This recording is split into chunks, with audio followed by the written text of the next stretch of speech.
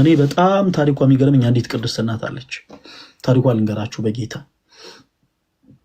በጣም በቃ ታሪኳ በጣም የሚገርመኝ አንዲት ቅድስት እናት አለች። ፍቅር የያዛት መነኩሴ ተብላ ትጠራለች። ከዚህ ቀደም በጣም ታሪኳን በተደጋጋሚ የተናገርኩ ይመስለኛል።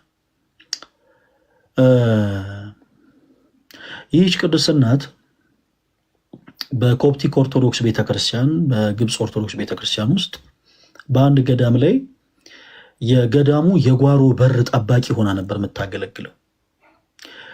ገዳሙ ክርስቲያኖች በጣም ሰፊ የሆነ የአትክልት እርሻ አለው እና ከካይሮ የሚመጡ በጣም ብዙ ነጋዴዎች በአጠቃላይ እዛ ገዳም ድረስ እየሄዱ በመኪናቸው አትክልቶች እየጫኑ ከተማ ወስዶ ይሸጣሉ። ገዳሙ በጣም ሰፊ በሆነ እርሻ ነው የሚተዳደረው እና ይች መነኩሴት ስራዋ ምንድን ነው ብያችኋለሁ? የገዳሙን የጓሮ በር መዝጋት እና መክፈት ነው። በቃ የሚገዙ ሰዎች፣ የከተማ ሰዎች ሲመጡ ትከፍትላቸዋለች። ከዛ ገዝተው ሲጨርሱ ጭኖ ሲያበቁ ደግሞ ሲወጡ የገዳሙን የጓሮ በር ትቆልፋለች።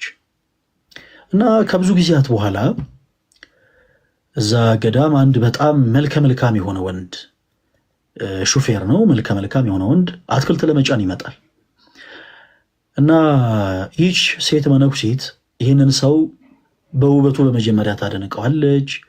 ከዛ እያለች በዛ ሰው በጣም መሳብ ትጀምራለች። ያም ሰው አዘውትሮ ያቺ ሴት መነኩሴት በሌላ ዓይን እየተመለከተችው እንደሆነ ባወቀ በተረዳ ጊዜ አዘውትሮ መመላስ ይጀምራል። አንዳንዴ በጣም ብዙ ጊዜ መነኩሰ ማለት ሞተ ማለት ነው። ዘር ልዝራ ንብረት ላፍራ ብሎ የማይጨነቅ ግርማ ሌሊቱን ድምፅ አራዊቱን ጸባጋንንቱን ታግሶ በስርጥ በዋሻ በገደል ድንጋይ ተንተርሶ አመድ ነስንሶ ቅጠል በጥሶ የሚኖር ማለት ነው። ዓለምን የናቀ ዓለምም የናቀችው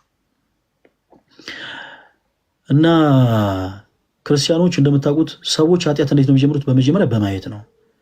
እና እንደውም አንድ አባት ምን ብለዋል? ልጆቼ አንዳንዴ ኃጢአትን አትመልከቱ። የተመለከታችሁን ነገር ታስቡታላችሁ፣ ያሰባችሁትን ነገር ትመኙታላችሁ፣ የተመኛችሁትን ነገር ታደርጉታላችሁ፣ ያደረጋችሁትን ነገር ተደጋግሙታላችሁ እና ከዛ ኃጢአት ለመውጣት ይከብዳል። እና አንዳንዴ ነገሮችን በቤተ ክርስቲያናችን የወንዶች አንቀጽና የሴቶች አንቀጽ የተለያየ ቦታ የሚሆንበት ምክንያትም ያ ነው ትልቁ ሪዝን። እና ይቺ ሴት ያንን ሰው በዓይኗ ትክ ብላ መመልከት ትጀምራለች። ስጋዊ የሆነ ሀሳብን ማሳብ ትጀምራለች። በስተመጨረሻ ያው ምንድነው ይሄ ማውራት ይጀምራል። እሷን ያው በከተመኛው ቋንቋ መጀንጀን ማለት ነው። ያ ሰው ለትዳር ፈልጓት አይደለም፣ ሌላ ነገር ፈልጓት አይደለም፣ ግን ጀስት መነኩሴት ስለሆነች እሷን ማሳሳት ብቻ ይፈልጋል። ምንም አይነት ነገር ፈልጎ አይደለም፣ ምንም አይነት ትርፍ ማግኘት ፈልጎ አይደለም። ጀስት በቃ መነኩሴት ስለሆነች ብቻ በቃ ለዛ እሷን ይዞ በአልጋ መውደቅን እያሰበ ለዛ ጉዳይ በጣም ይፋጠን ጀመር እና ሁሌ ልጄሽ ልጥፋ እያለ በደንብ አድርጎ ያወራታል፣ ያሳስባታል፣ ይመክራታል። በስተመጨረሻ ይህች መነኩሴት እናት የገዳሙን በር ትይዝና አንድ ቀን ወስና ከእርሱ ጋር ተነጋግራ የሚጠፉበትን ቀን ወስነው ከገዳሙ በር ላይ ጠብቃት ጀመረ፣ የጓሮ በር ላይ እና ተወዳጆች በገዳሙ የጓሮ ስቲል ነው። በነገራችን ላይ ገዳም አለ ኮፕቲክ ቤተክርስቲያን ውስጥ የምታውቁት ሰው ምናልባት የሄዳችሁ ሰዎች ያን ታሪክ ሰምታችሁ ሊሆን ይችላል። እና የእመቤታችን ምስለ ፍቁር ወልዳለ እዛ ቦታ ላይ የቅዱሳት ስዕላትና ቁልፉን ከአንገቷ ታወልቅና እመቤቴ እንዲህ አይነቱ ህይወት ከበደኝ፣ ይሄ ልጅ ወደዋለሁ፣ ይሄ ልጅ አፈቅረዋለሁ እና ይሄ ህይወት ከበደኝ፣ ስለከበደኝ ቁልፉን አንቺ ያዥልኝ፣ አንቺ ተረከቢኝ ብላ ትሄዳለች። ለምን? እዛ ላሉት አባቶች ብትሰጥ ኃጢአተኛ ልትባል ነው። በነገራችን ላይ ሰው ሁሉ ይሄን ይፈራል፣ ኃጢአተኛ መባልን፣ በኃጢአት የቆሸሻችሁ መባልን ሰው ሁሉ ይፈራል። እና ያንን ከመፍራቱ የተነሳ በነዛ አባቶች ዘንድ እንዳትተች ፈርታ ያንን ቁልፍ አንቺ ተረከቢኝ ብላ ለእመቤታችን ለቅድስት ድንግል ማርያም አስረክባ ከዛ ሰው ጋር ትወጣለች። እና ከወጣች በኋላ በጣም እልፍ ጊዜያት ይቆጠራሉ። ያ ሰው ስጋዊ ጥቅሙን ተጠቅሞባት ስጋዊ እርካታውን፣ ደስታውን፣ ሁሉ ነገር ካገኘ በኋላ እንደማይፈልጋት ይነግራታል። እንግዲህ ተመልከቱ፣ መነኩሲት ነበረች። ኦኬ ዓለምን ንቃ ተጋሎን የጀመረች የሰው የጎልማሳ ሙሽራ ከመሆን ይልቅ የክርስቶስ ሙሽራን መሆን የመረጠች መነኩሲት ነበረች። እና እንዲሁ በነገሮች ከመጓጓት የተነሳ ግን ባለማወቅ ስህተትን ሰራች። ባለማወቅ ተወዳጆች፣ እኔም በጣም ይገርመኛል። ግን የኛ ቤተክርስቲያን በጣም ብዙዎቻችሁ አንዳንድ ጊዜ ነገሮችን በደንብ አድርጋችሁ አዳምጣችሁ ሊሆን ይችላል። ቅዳሴ ካለቀ በኋላ ካህናት ሲባርኩ ሰምታችሁ ታውቃላችሁ? ካህናት ሲባርኩ ጌታችን አምላካችን መድኃኒታችን ኢየሱስ ክርስቶስ የካህናት አለቃ ለአባቶቻችን ለሐዋርያት በምድር ያሰሩት በሰማይ የታሰረ ይሆን ዘንድ በምድር የፈቱት በሰማይ የተፈታ ይሆን ዘንድ ስልጣነ ክህነትን የሰጣቸው ከልጅነት እስከ እውቀት አውቃችሁ በድፍረት ሳታውቁ በስተት በመዓልት በሌሊት በሐልዮ በነቢብ በገቢር ከሰራችሁት ኃጢአት ማይሰራ ኃጢአት እግዚአብሔር ይፍታ ይላሉ አባቶች። ኦ ማይ ጋድ! በጣም የሚደንቅ ጸሎት ነው። በደንብ ስሙት እስቲ ፕሊዝ። ቅዳሴ ጸሎት፣ የኪዳን ጸሎት ላይ ስትገኙ በአንቃዶ ህሊና በተመስጦ ልቦና ሆናችሁ ፕሊዝ አዳምጡት እስቲ ቃሉን። ይቅር የምንባለው በነገራችን ላይ ሳናቅ ለሰራ ነው ስህተት ብቻ አይደለም፣ አውቀን ለሰራ ነው ነገር ሁሉ ሳይቀር። አይገርም? ክርስቶስ ይህን ያክል መሐሪ ነው። አውቀን ራሱ በድፍረት ለሰራነውን ስህተት ይቅር ማለትን ያልከበደው ጌታ ነው። በጣም ይደንቃል የኛ ጌታ። ይህ ሴት መነኩሴት ሳታቅ በዛ ሰው ተታላ በጣም አስቀያሚ ሁኔታ ውስጥ ትገባለች። ነጠላ ለባሽ የነበረች፣ አስኬማ ለባሽ የነበረች፣ ቀሚስ ለባሽ፣ በአንገቷ መስቀልን ታደርግ የነበረች፣ ሰዓት ቆጥራ በጸሎት ትጋደል የነበረች ይቺ ሴት ጸሎቱ ቀርቶ ፊቷ ሰው በቀረጸው ፕሮጀክት ተበላሽቶ ፀጉሮቿ ተንጨባረው ራሷን ጥላ በካይሮ ከተሞች ላይ እንደ ጎዳና ተዳዳሪ ያው መራመድ ጀመረች። ምክንያቱም ገዳምን ብሄድ የሚቀበለኝ የለኝም ብላ ማለት ነው። ክርስቲያኖች አንዳንዴ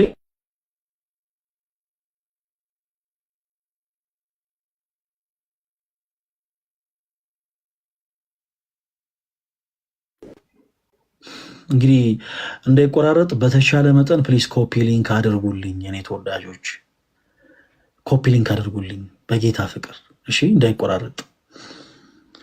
ሰዎች ሴት መነኩሴት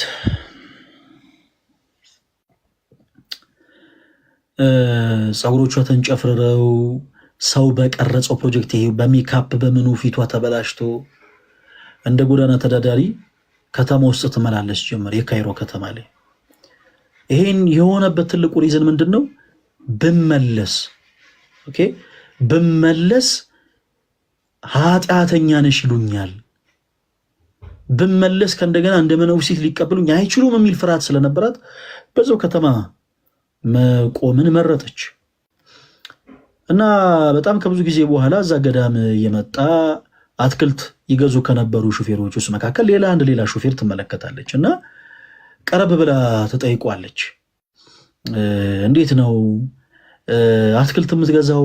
እንዲህ ከሚባል ገዳም ነው እንዴ ብላ ተጠይቋለች። እና ያሱ ይመልስላት፣ አዎ በጣም ብዙ ጊዜ ደንበኛ ነኝ ከዛ ገዳም፣ አትክልቶቻቸው እጅግ በጣም የሚገርሙ ናቸው እና አትክልት ሄጄ ማመጣው ለነጋዴዎች ማስረክበው ከዛ ነው ብሎ ይመልስላታል። እና በጓሮ በር በኩል በር የምትከፍት አንዲት መነኩሲት ነበረች አይደል ብላ ተጠይቋለች። እና ያ ሰው አዎ እንዴ ትክክል ነሽ ብሎ ይመልስላታል።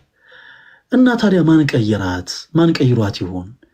ያቺ ከዚህ በፊት ድሮ የጓሮን በር ተከፍት ተዘጋ የነበረችውን ሴት መነኩሲት ማን ቀይሯት ይሆን ብላ ተጠይቋለች። እና እንደ መገረም እንደ መደንገጥ ብሎ ያያትና አይ አረ ያቺው ሴት መነኩሲት ነች አሁንም በሩን የምትከፍተው በሩን የምትዘጋው ብሎ ይመልስላታል። ያንን የበሩን ቦታ አሁንም ተመድባ እያገለገለች ያለችው ያቺው ራሷ ሴት መነኩሲት ነች ብሎ ይመልስላታል። እና በጣም ተደነቀች፣ በጣም ግራ ተጋባች። ስለዛ ሴት መነኩሲት ጠየቀችው። ምናልባት እሱ እንግዲህ ሌላ ሴት መነኩሲትን አይቶ ይሆን እንዴ ብላ የቀሚስ አለባበሷ፣ የመስቀል አደራረጓን፣ የአስኬሟን አይነት ኤቭሪቲንግ ጠየቀችው። ያ ሰው ደጋግሞ ስለ ራሱ ይነግራታል። እና በጣም ግራ ተጋባች። ወዲያውኑ ግራ ተጋባችና ፊቶቿን ታጠበች። ከእንደገና የምንኩስና ልብሷን ለበሰች፣ መስቀሏን አደረገች፣ ነጠላዋን ለበሰች። እና ያቺን ሴት ለማየት ብላ እኔን የምትመስለው ሴት ማነች ብላ ለመመልከት ወደዛ ገዳም ትሄዳለች። በፊት ለፊቱ በር አልሄደችም። ቁልፍ ይዛ ትዘጋ በነበረው በጓሮ በር በኩል ስትመጣ ልክ እንደሷ የለበሰች አንድ ሴት መነኩሴትን ትመለከታለች። እና ማን ትሆን ብላ ወደ እርሷ ስትቀርብ ክርስቲያኖች በኮፕት ኦርቶዶክስ ቤተክርስቲያን ውስጥ እስከ ዛሬም ድረስ የሚነገር ታምር ነው። ለዛች ሴት መነኩሴት ክብር ይግባት የጌታችን የአምላካችን የመድኃኒታችን የክርስቶስ ኢየሱስ እናት ድንግል ማርያም ተገለጠችላት። እናም ይህ ሴት መነኩሴት በመፍራት በመራድ በመንቀጥቀጥ በፊቷ ወደቀች። እናም አለቀሰች። የጌታዬ እናት ድንግል ማርያም ሆይ ከልጅሽ ከክርስቶስ ዘንድ አስታርቂኝ እያለች አለቀሰች። እና ለዚህ ሴት መነኩሴት እመቤታችን ቅድስት ድንግል ማርያም የመለሰችላት ምላሽ እንዲህ ነበር። እስከ ዛሬ የት ጠፍተሽ ነበር? ቁልፉን አንቺ ተረከቢኝ ብለሽኝ እስከ ዛሬ በሩን ስዘጋ ስከፍት የነበርኩት እኔ ነኝ። በይ እንኳን ደህና መጣሽ ብላ ቁልፉ ከፊቷ አስቀምጣላት ከእሷ ተሰወረች። እና ዛሬም ድረስ በግብፅ ኮፕቲክ ኦርቶዶክስ ቤተክርስቲያን ውስጥ በደንብ በቤተክርስቲያኗ ከሚነገሩ ታምሮች ውስጥ አንዱ ለመሆን በቃ ቅድም እንዳልኳችሁ የአንዳንዶቻችሁ ውድቀት አንዳንዴ ለመጽደቅ ነው። የአንዳንዶቻችሁ ውድቀት አንዳንዴ ለመንገስ ነው። የአንዳንዶቻችን ደግሞ ውድቀት አንዳንዴ ዳግም ለመታጠብ ነው። እና ክርስቲያኖች በኑሯችሁ፣ በሕይወታችሁ፣ በትምህርት ገበታችሁ፣ በትዳራችሁ፣ በሁሉም አይነት ሕይወት ሁላችሁም ልትወድቁ ትችላላችሁ። ማንም ሰው ይወድቃል። ግን መነሳት እንዳለ ማሰብ አለብን። መነሳት እንዳለ መረዳት አለብን። ሰው ከኃጢአት ሕይወት ወጥቶ የቅድስናን ሕይወት ገንዘብ አድርጓል። ኢማጂን ዛሬ ላይ ያለን ሰዎች ይህችን ሴት መነኩሴት ብናገኛት በምን ያክል ፍጥነት በሶሻል ሚዲያ ላይ ስሟን ልናጠፋ እንደምንችል እንግዲህ ግምቱን ለእናንተ መተው ነው። ይህቺ ሴት መነኩሴት ከገዳም ወጥታ እንዴት ከወንድ ጋር እንደተኛች እንዴት አፍ ቀላጥፈን ሪፖርት ልናደርግ እንደሚችል ኢማጂን። አንዳንዴ ክርስቲያኖች ግድ የላችሁም፣ ግራ በገባችሁ ጉዳይ ላይ ዝምታን ምረጡ። አንዳንዴ መናገር ግዴታ አይደለም። በቃ የግድ ተናገሩ የሚላችሁ አካል የለም። የግድ መናገር አስፈላጊ አይደለም። አንዳንዴ ዝም ማለት ባለበታችሁ ቦታ ላይ ዝም በሉ ፕሊዝ። ይህችን ሴት መነኩሴት የኮፕቲክ ኦርቶዶክስ ቤተክርስቲያን አማኝ የሆነችውን ይህችን ሴት መነኩሴት የኢትዮጵያ ኦርቶዶክስ ተዋሕዶ ቤተክርስቲያን አማኝ ሆና ቢሆን ኖሮ ጌታ ኢየሱስ እና ደግሞ ከአንድ ተራ ሾፌር ጋር ወታ የሆነ ቦታ ላይ ሄዳ አመንዝራ ዘሙታ ወድቃ በቃ ፀጉሮቿ ተንጨፋረው ሜካፕ ምናምን ጀምራ ቢሆን ስንቶቻችን አረ በጌታ ስም አረ ገምቱ ራሳችሁ ፕሊዝ። ምን ያክል ማለት ግማሹ በቲክታክ ግማሹ በፌስቡክ ግማሹ በዩቲዩብ ግማሹ በኢንስታግራም ምን ያክል የዚህችን ሴት ታሪክ ሊናገር እንደሚችል ኢማጂን። እናንተን ብሎ መነጎዛት ይህች የምትመለከቷት መነኩሴ አስመሳይ የሆነች እዋት ምናምን አይደል? ጌታ ሆይ ሌላም ልጨምርላችሁ። ቅዱስ ያዕቆብ የተባለ አባት አለ። ሐዋርያው ያዕቆብ አይደለም ያልኳችሁ፣ ቅዱስ ያዕቆብ የተባለ አባት አለ። እና ይሄ ቅዱስ ያዕቆብ የተባለ አባታችን በቤተክርስቲያናችን ቅድስናን ገንዘብ ካደረጉ ቅዱሳን አባቶቹ መካከል ውስጥ አንዱ ነው። እና ከተጋሎቹ መካከል በጣም የሚገርማችሁ ነገር ከባቱ ያልወጣ ቅዱስ አባት ነው። በባቱ ረዥም ዓመት የተጋደለ ሰው ነበር። ከባቱ ያልወጣ ፈረንሳይ የምትኖሩ ሰዎች ፈረንሳይ ለጋ ሲሆን ከባታቸው ማይወጡ አንድ እጅግ በጣም የሚገርሙ አባት አሉ። የምታውቋቸው ከሆነ እኔ አላቅም። ገነተ ኢየሱስ ገነተ ማርያም ቤተክርስቲያን ውስጥ ያሉ ከባታቸው ረዥም ዓመት ያልወጡ በፈውስ አገልግሎት ላይ ያሉ እጅግ በጣም የሚደንቁ አባት አሉ። ፈረንሳይ ሰፈሩ በእውነት እድለኛ ነው በእውነቱ። እና ቅዱስ ያዕቆብ የተባለው አባት ልክ እንደዚህ ከባቱ አይወጣም ነበር። ሰይጣን ሊፈትነው ፈልጉ። ሰይጣን የሚፈትነው እኮ በስራ ላይ ያለን ሰው ነው። እንደኛ አይነቱን አገልጋይ ነው የሚፈትነው። ኦኬ እንደኛ አይነት አገልጋይ ነው። አንዳንድ ጊዜ ምዕመናን የሆንን ሰዎች ፈተና እናንተ ጋር ብቻ ያለ ነው ይመስላችሁ። አትሳሳቱ። ፈተና 10 እጥፍ እናንተ ከምትፈተኑት 10 እጥፍ በላይ አገልጋይ የሆነ ሰው ይፈተናል። ዘማሪ የሆነ ሰው፣ ሰባኪ የሆነ ሰው፣ ካህን የሆነ ሰው፣ መነኩሴ የሆነ ሰው፣ ጳጳስ የሆነ ሰው ይፈተናል። ይሄ ቅዱስ ያዕቆብ የተባለ ሰው ሰይጣን ሊፈትነው ፈልጎ ከባቱ ስለማይወጣ ሊያገኘው ስላልቻለ በአንዲት ሴት ላይ አድሮ ይመጣል። ሴት ትሞታለች እና እናትና አባቷ ቅዱስ ያዕቆብ አንተ ቅዱስ አባት ነህና እባክህ ጸሎት አድርገህ ከሞት አስነሳልን ይሉታል። እና ቅዱስ ያዕቆብ ጸሎት አድርጎ እነዛ ሰዎች እንደተማጸኑት በእግዚአብሔር ኃይል ከሞት እንድትነሳ ያደርጋታል። ምክንያቱም የጻድቅ ሰው ጸሎት ምንን ታደርጋለችና? ኃይልን ታደርጋለችና። እና ሰይጣን በእነሱ ላይ አድሮ ይቺ ሴት ሞታ ነበር እና ከሞት እንድትነሳ ያደረካት አንተ ስለሆንክ እባክህ አንተን ታገልግል ውሰዳት አሉት። በከንቱ ውዳሴ ፈተኑት፣ በከንቱ ውዳሴ እና አይሆንም ብሎ ደጋግሞ ይመልስላቸዋል። እነዛ ሰዎች ግን በፍጹም እሺ ሊሉት አልቻሉም። በፍጹም ይህች ሴት ልጃችን ሞታ ነበር፣ ስለዚህ ከሞት እንድትነሳ አድርጋታል፣ አንተው በዓቱ ውስጥ ገብታ ታገልግል ብለው ይማጸኑታል። ከብዙ ክርክር በኋላ ቅዱስ ያዕቆብ እሺ ይላል። በዓቱ ትገባለች። ሰይጣን በእሷ ላይ አድሮ ይፈትነው ጀመር። ልክ ሰይጣን በእባብ ላይ አድሮ በገነት ያሉትን አዳምና ሔዋንን እንደፈተነ ሁሉ በዚህችም ሴት ላይ አድሮ ቅዱስ ያዕቆብ እንዲፈተን ያደርጋል። ቅዱስ ያዕቆብ ጸሎት አድርጎ በተጋድሎ ይኖር የነበረው ሰው ከጸሎቱ በኋላ የእችን ሴት ትክ ብሎ መመልከት ይጀምራል። ከዛ በስጋ ፍትወት ከእርሷ ጋር ይወድቃል። በስጋ ፍትወት ከወደቀ በኋላ ደግሞ ተናግራብኝ ደግሞ በኋላ ሰው ደግሞ እንደው ይሄ አመንዛሪ እንዳይለኝ ብሎ ደግሞ ከእንደገና የእሷም ነፍስ እንዲጠፋ ያደርጋል፣ ይገላታል። እያለ ኃጢአትን በትንሹ ጀምሮ ልክ እንደ እሳት ነውና ኃጢአት ተቀጣጥሎ ከቅድስናው ወጣ። ምንም ይሄ ቅዱስ በተጋድሎ ይኖር የነበረ ጸባጋንንትን ይቋቋም የነበረው ቅዱስ ያዕቆብ ከተጋድሎ ወጣ። ከብዙ ተጋድሎ በኋላ ግን በእግዚአብሔር እርዳታ በንስሐ ሕይወት ተመላልሶ ከጌታው ከአምላኩ ከክርስቶስ ኢየሱስ ጋር በንስሐ ዳግም ከእንደገና ታርቆ ቅዱስ ሥጋውን ክቡር ደሙን ተቀብሎ ቅዱስ ያዕቆብ ከብዙ ጊዜያት በኋላ ከእንደገና የቅድስናን ሕይወት ገንዘብ አድርጓል።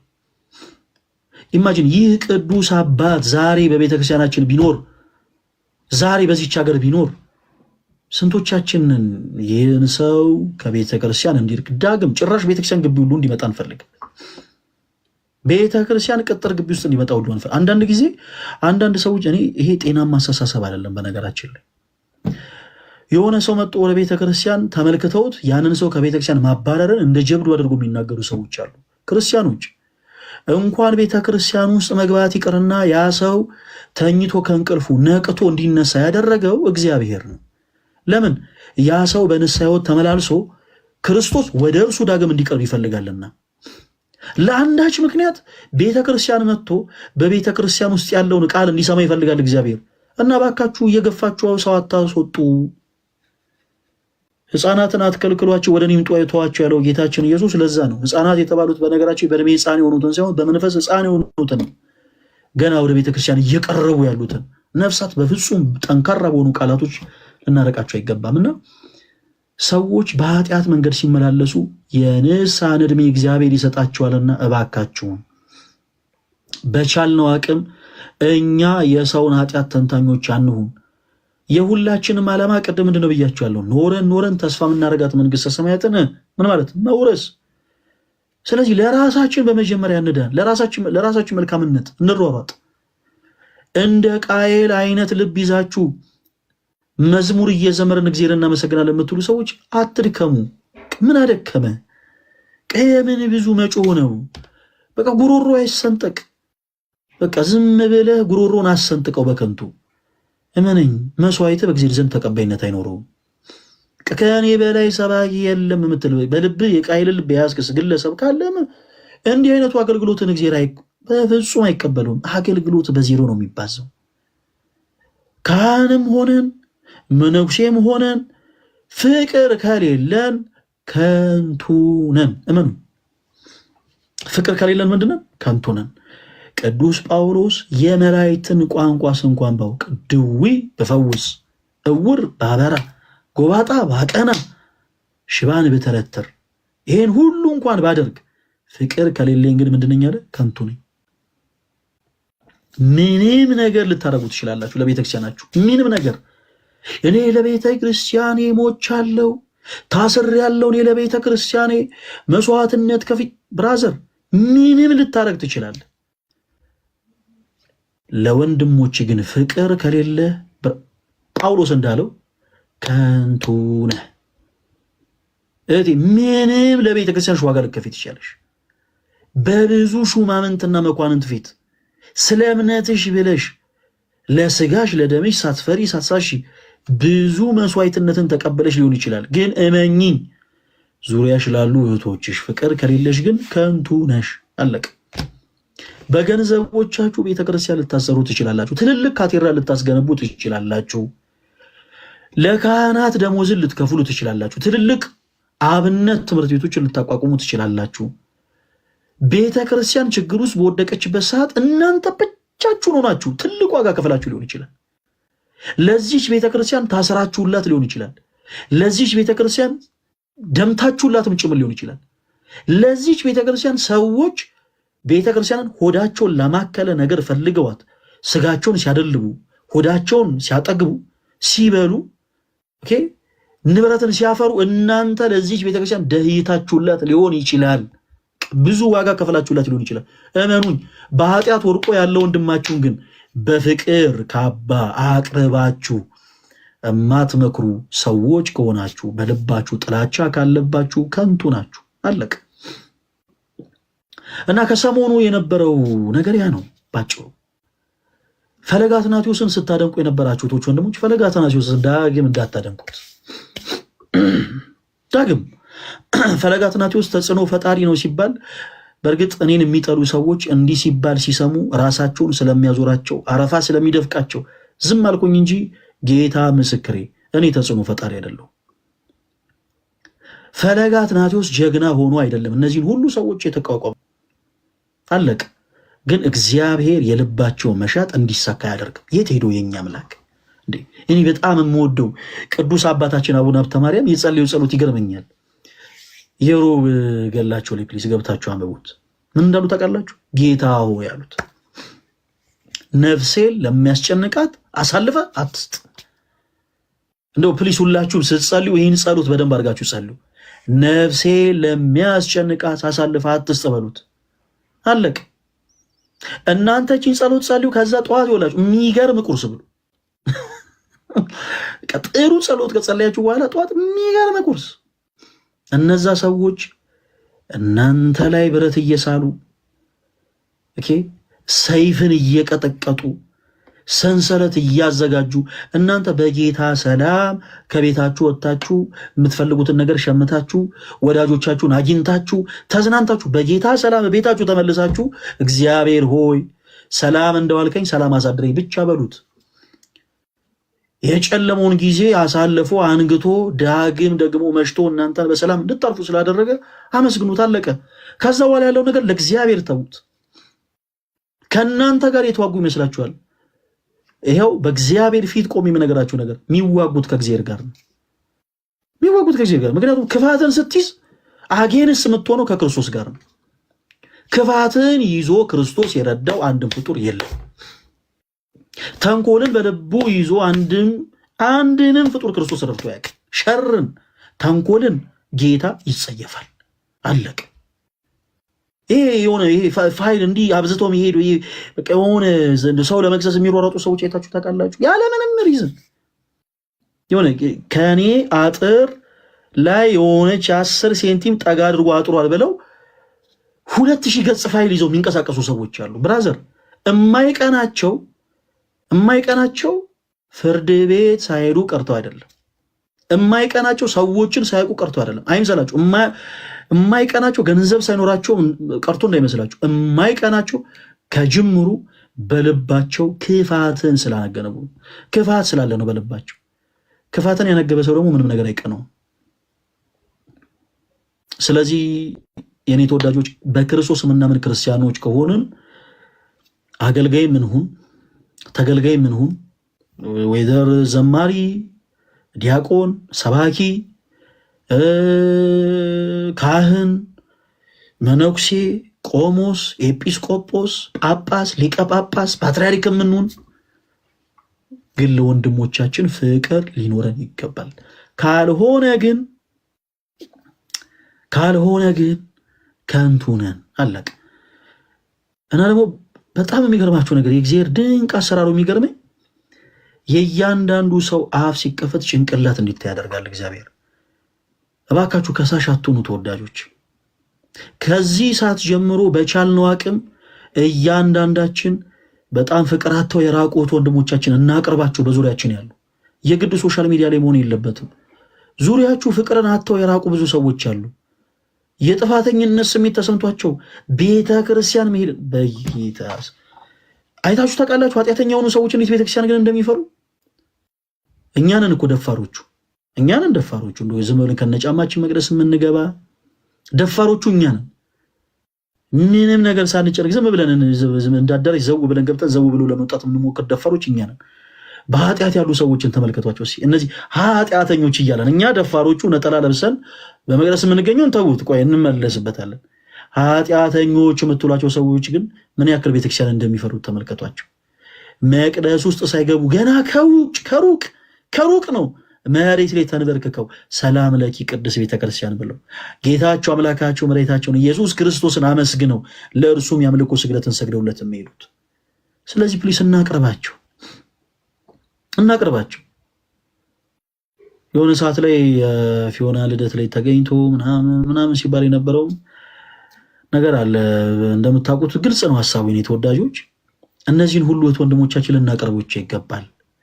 ልናቀርባቸው ዛሬ ለብዙ እህት ወንድሞቻችን ፍቅር መስጠትን ስለቻለን ብዙዎች በህይወታቸው ክርስቶስ ኢየሱስን ሰባኪ እየሆኑ ነው። በህይወታቸው ለምሳሌ ዲያቆን ዴቭ ሰባኪ ናቸው። በቤተክርስቲያን ወደ መሬት ላይ ቆመው ይሰብካሉ። በቅዳሴው ጸሎት ገብተው ይቀድሳሉ። ዛሬ ላይ ዲያቆን ዴቭ፣ እነተሙ፣ ሌሎችም ወንድሞች ግን ፍቅርን ሰጥተው ለወንድሞቻቸው በኃጢአት ቆሸሸናል ለሚሉ እህት ወንድሞቻቸው ጊዜን ሰጥተው ግን በማደመጣቸው እንደ ሄሉ ያሉ እህቶች ሊመለሱ ምክንያት ሆነዋል። ይሄ ቀላል ነገር አይደለም ተወዳጆች። ለምሳሌ ሄሉ ተወዳጅ አንድ ቪዲዮ ብትሰራ፣ የመዝሙር አንድ ቪዲዮ ብትሰራ ቀላል ነገር አድርጋችሁ አይደል የምትመለከቱት? አይምሰላችሁ። ይሄ ቀላል የሚባል ነገር አይደለም።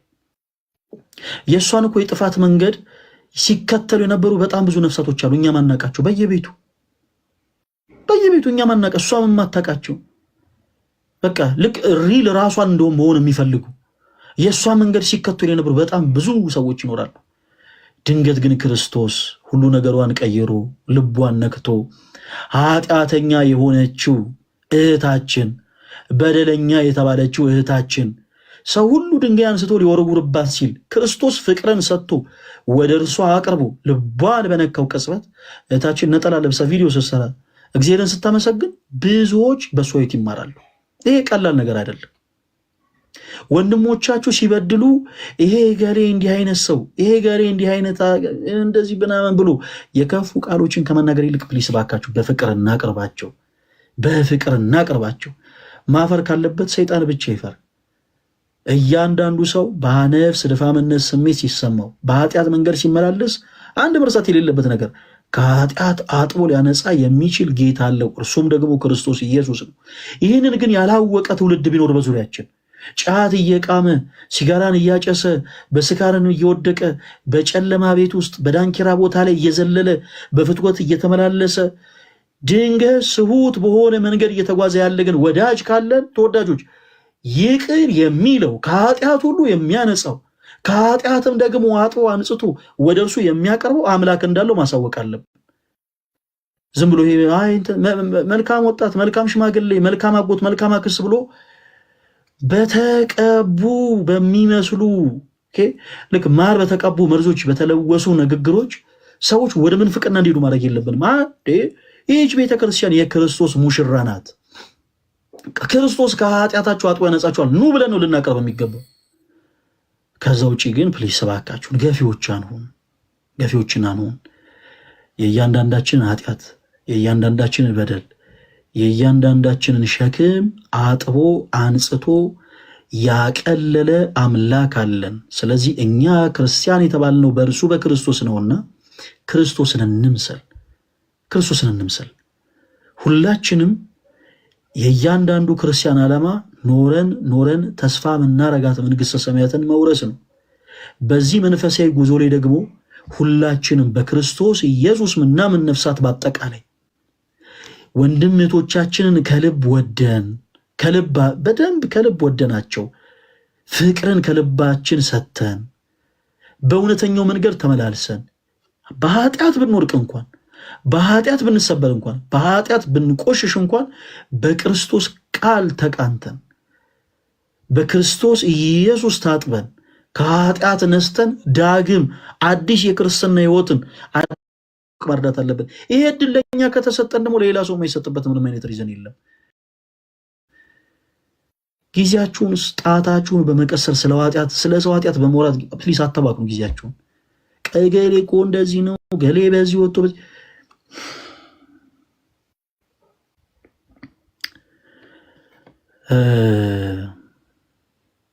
ግን በዚህ አይነት ችግር ውስጥ ያላችሁት ወንድሞቻችን እግዚአብሔር ከረዳን በዚህ ሳምንት ብዙ ያንን መርሃ ግብር አንጀምርም። ከሚቀጥለው ሳምንት ሰኞ ጀምሮ ግን ተስፋ በመቁረጥ ስሜት ላይ ያላችሁ በተለይ በጣም በሰው ዘንድ ተገፍታችሁ ኃጢአተኛ እናንተ በደለኞች የተባላችሁ ኑ ጠላቶቻችሁ አንገታቸውን እንዲደፉ በደንብ ራሳችሁን ወደ ክርስቶስ አቅርቡ። ጠላቱን ማሳፈር የሚፈልግ ጠላቱ አንገቱ እንዲደፋ ማድረግ የሚፈልግ ሰው ራሱን ወደ ክርስቶስ ያቅርብ፣ በንስሐ ሕይወት ይመላለስ። አለቅ። ኃጢአታችሁን ለክርስቶስ ብቻ ንገሩት። ምስክር አይፈልግም የኛ ጌታ፣ ምስክር አይፈልግም ክርስቶስ። ቀርባችሁ ለክርስቶስ ብቻ ንገሩት። ሰው የፈለገውን ጠጠር እያነሳ ይወርውር። እናንተ በወረወሩት ጠጠር በወረወሩት ድንጋይ ቤት ሰርታችሁ አሳዩዋቸው። ሰዎች ስለ እናንተ ሌሊቱን ሙሉ ሊያወሩ ይችላሉ እንቅልፍ አጥተው። በዚህ ሰዓት ስለ እናንተ ቁጭ ብለው ዲስከስ የሚያደርጉ ሰዎች አሉ። እንዲያርገን ቆይ እንዲናደርግ እንደዚህ አድርገን ቆይ እንደዚህ አድርገን እንዲህ አይነት ጉድጓድ ቆፍረን ብለው ብረት እየቀጠቀጡ ያሉ በእናንተ ዙሪያ። ሰይፍን እየሳሉ ያሉ ሰዎች አሉ በእናንተ ዙሪያ። ጋይስ ዞር ብላችሁ እንደ ሎጥ ሚስት እንዳትመለከቱ። የሎጥ ሚስት የጨው ሐውልት ሆነ የቀረችው ዞር ብላ በመመልከቷ ነው። አሁን ይሄ መልእክት የሚመለከተው ለኦርቶዶክስ ብቻ አይደለም። በነገራችን ላይ ኦርቶዶክስም ሆንክ የእስልምና እምነት ተከታይም ሆንክ ፕሮቴስታንትም ሆንክ ወንድሜ በደንብ አድርገህ አዳምጠኝ። ሰው ስላንተ ቁጭ ብሎ ሌሊቱንም ሙሉ የሚያወራ ከሆነ እመነኝ በቃ አንተ እግዚአብሔር የሰጠ ሞገስ አለ ማለት ነው። አለቀ። በምትሰሩበት ቦታ ትንሽ ባለቆቻችሁ ዘንድ ስትወደዱ ዙሪያችሁ ያለ ሰው ይጠላችኋል። በንግድ ቦታችሁ ላይ ትንሽ እናንተን ቦታ ላይ ትንሽ እንደው ደንበኞቻችሁ በርከት ሲሉላችሁ የእናንተን ገበያ የሚጠይቅ ሰው ቁጥሩ ጨመር ሲልላችሁ ዙሪያችሁ ያለ ሰው አጠቃላይ ይቀየማችኋል። እንዲህ ከሆነ ማወቅ መረዳት ያለባችሁ ነገር እግዚአብሔር ሞገስን እየሰጣችሁ ነው ማለት ነው። እግዚአብሔር ሞገስ ሰጥቷችሁ ወደኋላ እንዳትመለከቱ። እንዲህ የሚባል ነገር የለም። በቃ አለቀ። እህቴ ወደኋላ እንዳትመለከች። ከፊትሽ የቀደመው እግዚአብሔር የሚገርም ድንቅ ኃያል አምላክ ነው። እርሱን የመሰለ ብርሃን ሳለ ወደ ጨለማ መዞር አያስፈልግም። ወንድሜ ከፊት ለፊትህ የቀደመው እግዚአብሔር እርሱ ድንቅ ኃያል አምላክ ነው። እርሱን የመሰለ ብርሃን ከፊት ለፊት ቆመ ወደኋላ ዞር ማለት አያስፈልግም። የሎጥ ሚስት ወደ ፊት ለፊት ብቻ መጓዝ ስትችል ሳትዞር ወደኋላ በመዞሯ ብቻ የጨው ሐውልት ሆና ቀርታለች። ከሳሾቻችሁን ዞር ብላችሁ የምትመለከቱ ሰዎች እናንተ በቃ የጨው ሐውልት ሆናችሁ የምትቀሩት። የጨው ሐውልት ከሳሾቻችሁ በነገራችን ላይ የጨው ሐውልት ሆነው አይቀሩ። እናንተ ግን ዞር ብላችሁ ባያችሁ ቅጽበት እናንተ የጨው ሐውልት ሆናችሁ ትቀራላችሁ። ከሳሾቻችሁን ማሳፈር የምትችሉት ከፊታችሁ የቀደመውን አምላክ እግዚአብሔርን ከፊታችሁ የቀደመውን አምላካችሁ እግዚአብሔርን አስቀድማችሁ የእርሱን ፈለግ ተከተላችሁ በመኖር ብቻ ነው። ምን በመሆን ክርስቶስን በመምሰል ክርስቶስን በመምሰል የኛ ጌታ ክርስቶስ ሕማሙ ሲነበብ ታስታውሳላችሁ አይደል? ጾመ የአብይ ጾም ላይ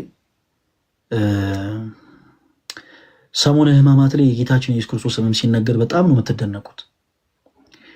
ክርስቶስ ከሃሌ ኩሉ ኤልሻዳይ አዶናይ ኃያል አምላክ ሆኖ ሳለ እንዴት ብዬ ልንገራችሁ?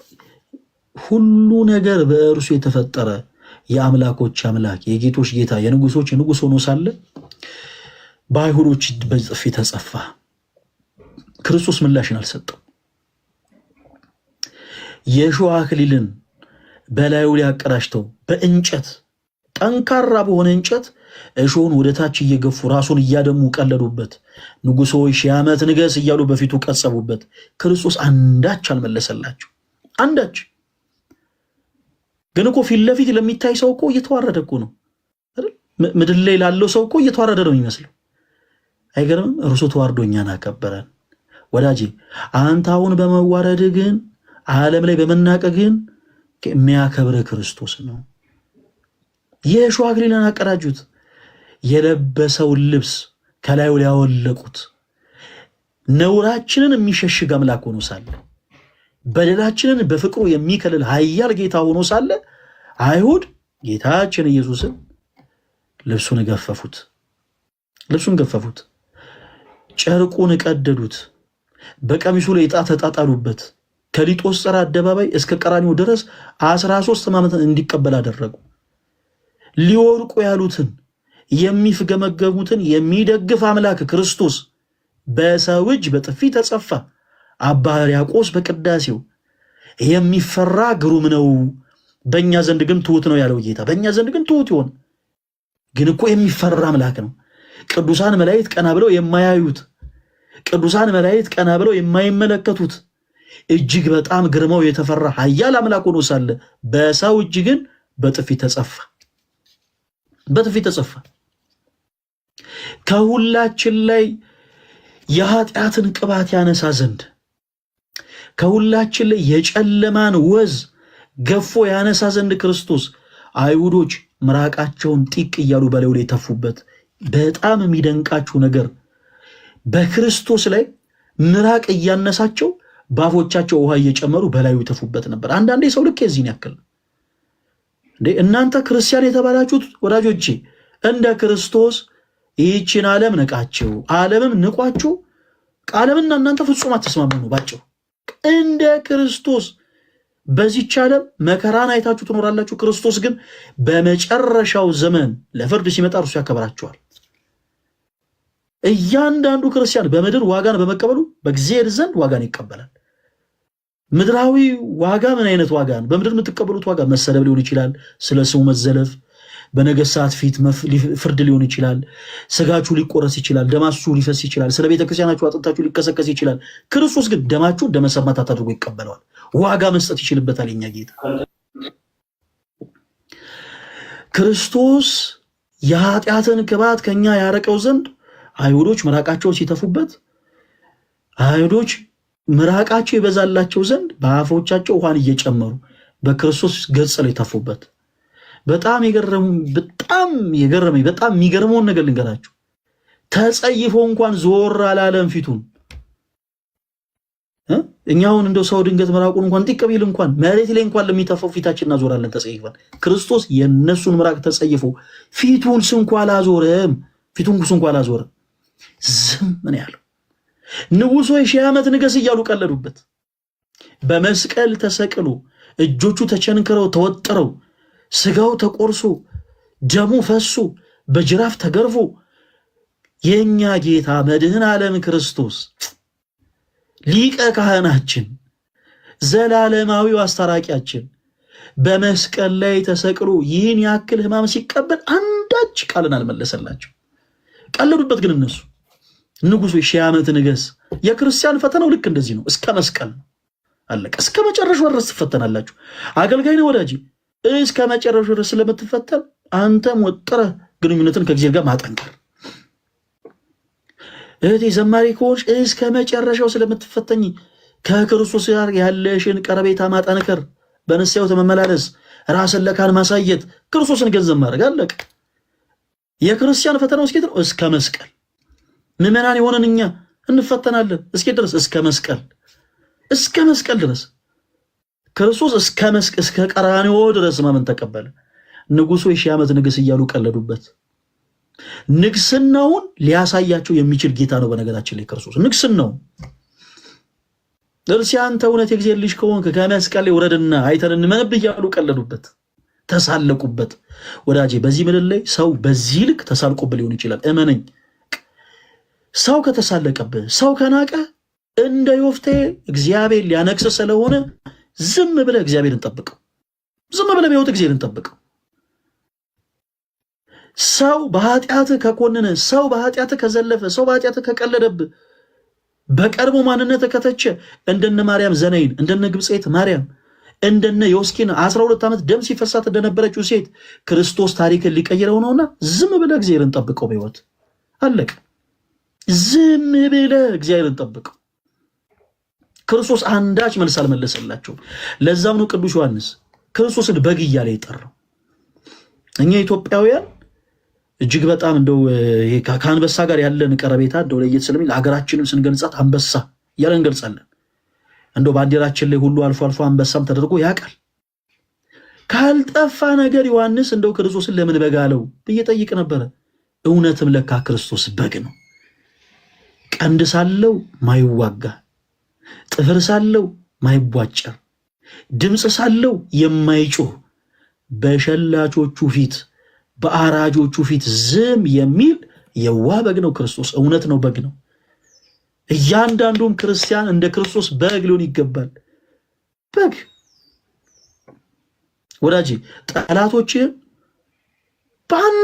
በአንዲት ቃል ተነስተ ዘመኖችን በአጠቃላይ ሰብስበ ድባቅ አፈር ከበደም ያብለተ ልታጠፋት ሊሆን ይችላል። ጉልበትህ ብዙዎችን የሚያስፈራ ሊሆን ይችላል። ቁጣ ብዙዎችን የሚያስበረግግ ሊሆን ይችላል። የገንዘብ አቅምህ ብዙ ሰዎችን ጸጥ ሊያስብል የሚችል ሊሆን ይችላል። የገንዘብ አቅምህ ነገር ግን እመኑ፣ ገንዘብም እያላችሁ ጉልበቱም እያላችሁ አቅሙም እያላችሁ ጸጥ በሉ። ሰው ሲዘልፋችሁ እግዚአብሔር አንዳች በረከትን በእናንተ ሕይወት ሊያመጣ ስለሆነ ጸጥ በላችሁ ጠብቁ። ጸጥ ብላችሁ ጸጥ የማለትን ጥቅም እያንዳንዱ ክርስቲያን ከክርስቶስ ኢየሱስ ሊማር ይገባል። የእምነታችን ጀማሪና ፈጻሚ ከሆነው ከክርስቶስ ሰው ይሄን ሊማር ይገባል። ዝም በሉ እናንተ። በእናንተ ሕይወት ላይ ጠጠር እየወረወሩ ድንጋይን እያነሱ ሰይፍን እየሳሉ ሰንሰለትን እያዘጋጁ ሕይወታችሁን ምስቅልቅሉን ሊያወጡ ለሚፈልጉ ሰዎች በአጠቃላይ አንዳች የክፋት መልስ እንዳሰጡ ኢቭን አውቃችሁ እንኳን ለእናንተ መውደቅን እያሰቡ እንደሆነ አውቃችሁ ተረድታችሁ እንኳን ስለ እውነት ነው የምላችሁ ጥርጣሬን፣ ጥላቻን እግዚአብሔር አምላክ ከልባችሁ እንዲያርቅ አድርጋችሁ እነዛን ሰዎች ፍጹም ፍቅር ስጧቸው።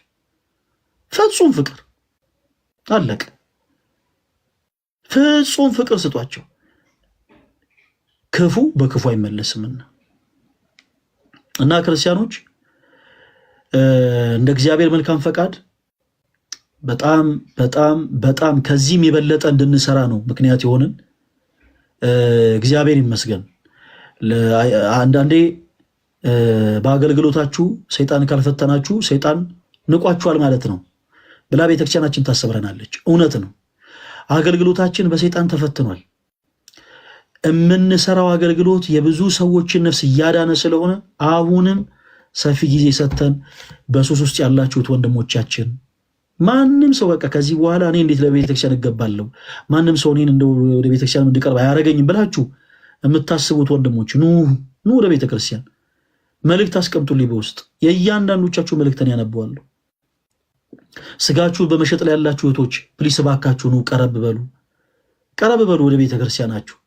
እንዴ መርሳት እኮ የለብንም።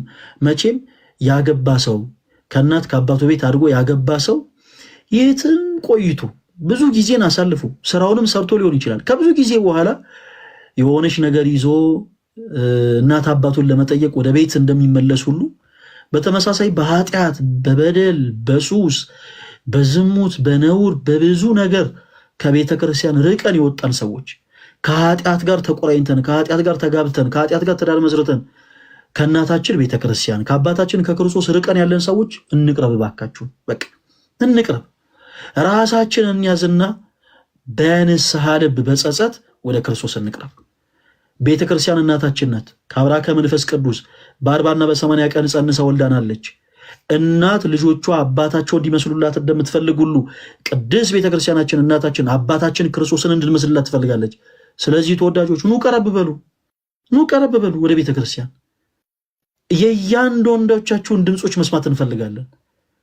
ተከፍታችሁ አዝናችሁ ሰዎች ንቀዋችሁ አቃሏችሁ በማንኛውም ህይወት ላይ ሊሆን ይችላል ሳትፈልጉ ግን የኃጢአት ልምድን ገንዘብ ያደረጋችሁ ሰዎች እመኑኝ ከኃጢአታችሁ አጥቦ ሊያነጻችሁ የሚችለው ክርስቶስ ኢየሱስ ብቻ ነው። አንዳንዴ ይችን ብቻ ብዬ ላብቃ።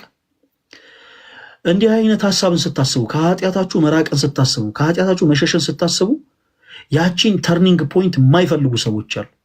የማይፈልጉ ወደ ቀድሞ ማንነታችሁ ሊስቧችሁ ይፈልጋሉ።